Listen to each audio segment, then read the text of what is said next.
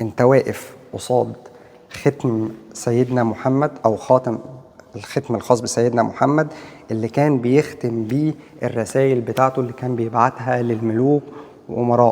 أكبر مؤسسة تعليمية موجودة في الإمارات موجودين فيها النهاردة هو مجمع القرآن الكريم موجود في إمارة الشارقة، مكان بالكامل تحت رعاية الشيخ سلطان بن محمد القاسمي. أول حاجة متحف تاريخ المصحف الشريف، دي أول قاعة وأهم قاعة. قبل ما نخش جوه هنا هنعدي على مكان اسمه قاعة غار حراء. قاعة غار حراء ده عبارة عن مكان محاكاة لنفس الغار، أول وحي تلقاه سيدنا محمد عليه الصلاة والسلام من سيدنا جبريل باسم اقرأ. تعال أوريك اللي عمرك ما هتشوفه. اقرأ، أول كلمة بتتقال اقرأ. بص التفاصيل، اقرأ باسم ربك الذي خلق، خلق الإنسان من علق. ده محاكاة لغار حراء بالكامل. التفاصيل اللي موجودة هنا هي شبيهة بالغار الحقيقي بالظبط، كأنك موجود في المملكة السعودية. تعالوا موريكم، تعالوا. بسم الله. هنا بيبدأ يقول لك معلومات عن غار حراء بالكامل. مكان زي ده سيدنا محمد عليه الصلاة والسلام كان قاعد فيه بيتلقى أول وحي. انت متخيل الشعور اللي انت ممكن تبقى فيه؟ انا مجرد مكان محاكاة انا حاسس الاحساس ده. امال تخيل لو انت رحت غار حراء بنفسك، وقفت او قعدت في نفس المكان اللي سيدنا محمد قعد فيه. جماعة انتوا متخيلين احنا بنحكي فيه؟ انتوا متخيلين حاسس بايه دلوقتي؟ ما شاء الله. حتى مع المحاكاة الوضع بالنسبة لك بيخليك تحس إحساس جميل. ودلوقتي احنا داخلين على مراحل تطور كتابة المصحف الشريف من أيام العهد النبوي لغاية الوقت اللي احنا واقفين فيه حاليا. أيام العهد النبوي سيدنا محمد عليه الصلاة والسلام دي قطع محاكاة للآيات القرآنية اللي كانت مكتوبة على جذوع النخل وعلى العظام وعلى قطع الجلد. ده كان القرآن أيام سيدنا محمد عليه الصلاة والسلام. لو أنت بصيت بعينك من فوق هتلاقي الأماكن متقسمة عهود وقرون، بيحكي لك الدنيا من أول التطور العهد النبوي لغاية آخر حاجة القرن الخامس عشر، وده اللي احنا عليه دلوقتي. دي أشكال المصاحف، ازاي بيتم قراءة القرآن الكريم دلوقتي.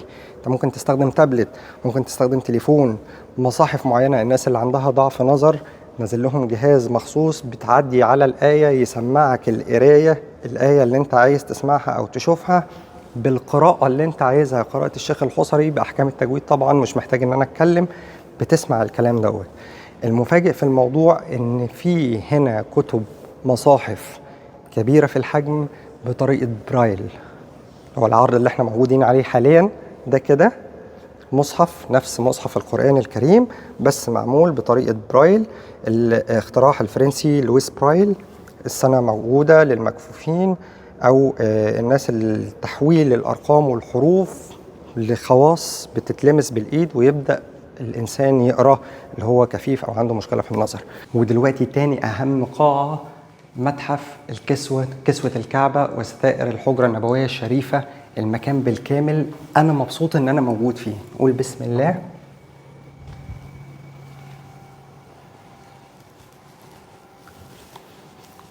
واو، بجد إحساس مختلف. اللي أنا عايز أقوله يا جماعة، أنت هنا قصاد قطعة كسوة الكعبة الأصلية بمفتاح الكعبة.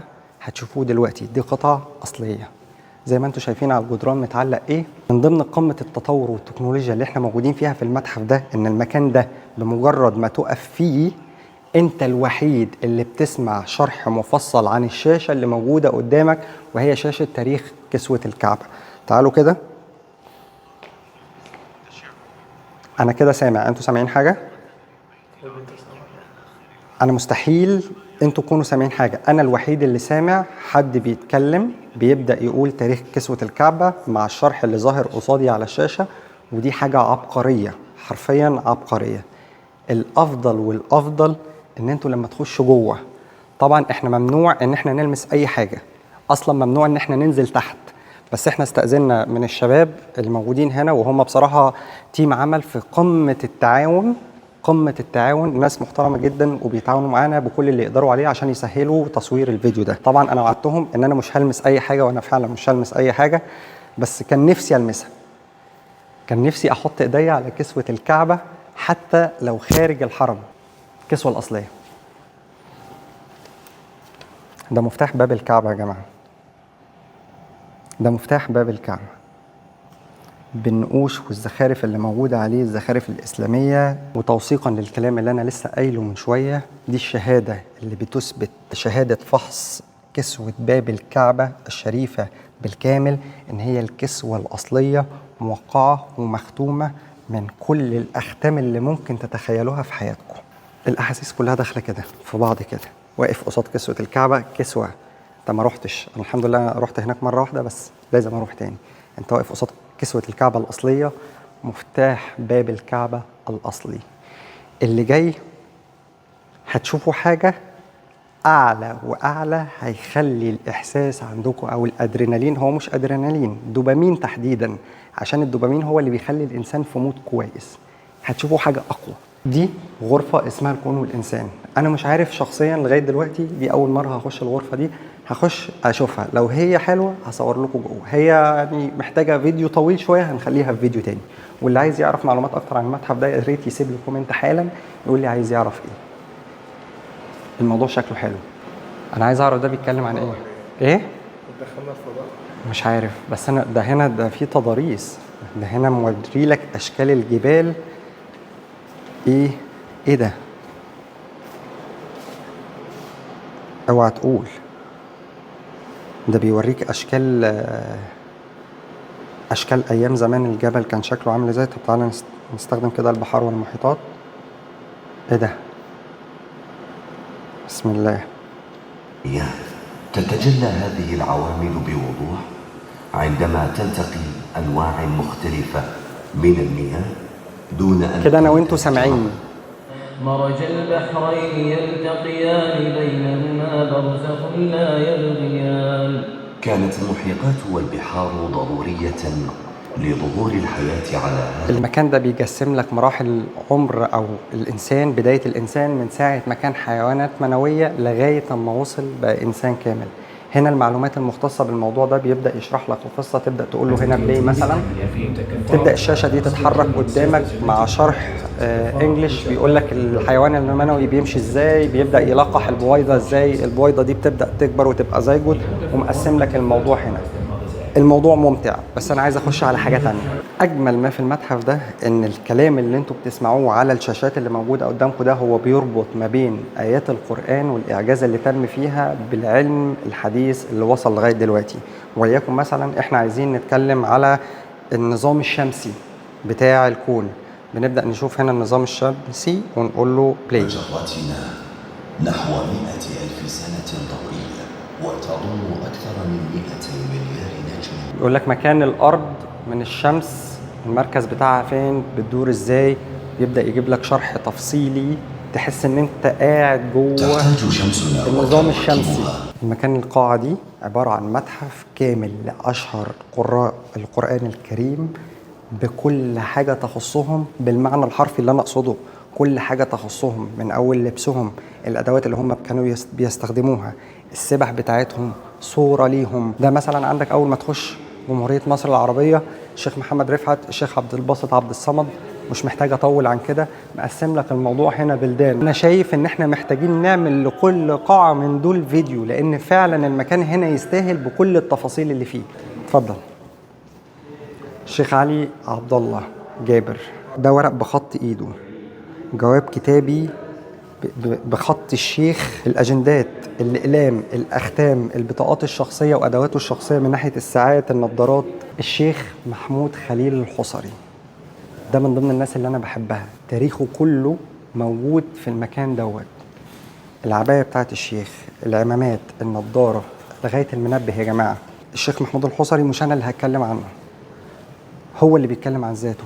المكتب بتاعه اهو، بالتليفون اللي كان بيستخدمه، التلفزيون اللي كان بيتابع منه الاخبار. انتوا متخيلين الواحد حاسس بايه دلوقتي؟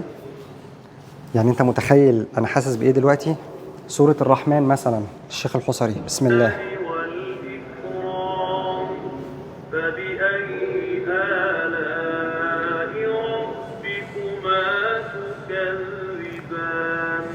صدق الله العظيم، صدق الله العظيم.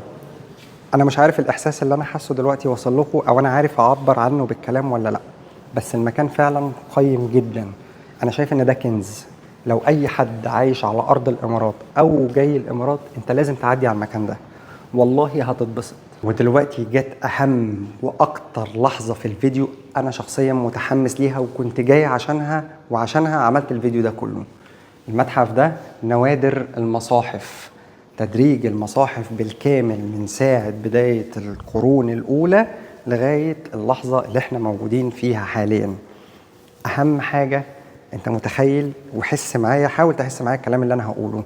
انت واقف قصاد ختم سيدنا محمد، أو خاتم الختم الخاص بسيدنا محمد اللي كان بيختم بيه الرسائل بتاعته اللي كان بيبعتها للملوك وأمراء. وليكن مثلا بص هنا كده، طبعا انت لما تقرا رساله زي كده معموله بالشكل ده، والله حتى لو محاكاه او اصليه، فانا حاسس شعور مختلف. انا مش عارف اوصل لكم احساسي. بص كده، المصحف ده منسوب الى عثمان بن عفان، عباره عن 480 ورقه معموله بالخط الكوفي. هو هديه اتقدمت للسلطان العثماني من محمد علي باشا، اول ترجمه باللغه الانجليزيه لتفسير آيات القرآن الكريم من جورج سال.